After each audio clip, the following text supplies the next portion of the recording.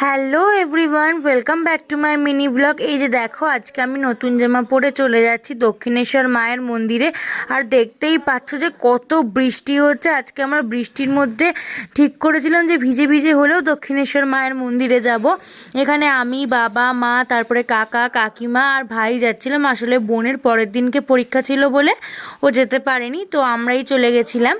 আর দেখতে পাচ্ছ এতটা রাস্তায় বৃষ্টি হচ্ছে যে আমরা একটা জায়গায় দাঁড়িয়েই পড়েছিলাম। আর তারপরে ওখান থেকে গঙ্গার ওপার থেকে দেখা যাচ্ছে যে দক্ষিণেশ্বর মায়ের মন্দিরটা।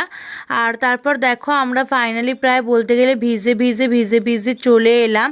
আর এসে এখানে আমি একটু ফটো তুলে নিচ্ছিলাম, কাকিমা আমার ফটো তুলে দিচ্ছে। আর ভাইয়ের বদমাইশির কথা তোমরা সকলেই জানো। আর এখান থেকে সব ঠাকুরের ডালা ফালাগুলো বাবা কিনে নিচ্ছিল। আর অনেক কটা দোকান বসেছিল। আমি ভাবছিলাম যে কি কিনবো না কিনবো, তারপর দেখতে পাচ্ছ আমাদের পুরো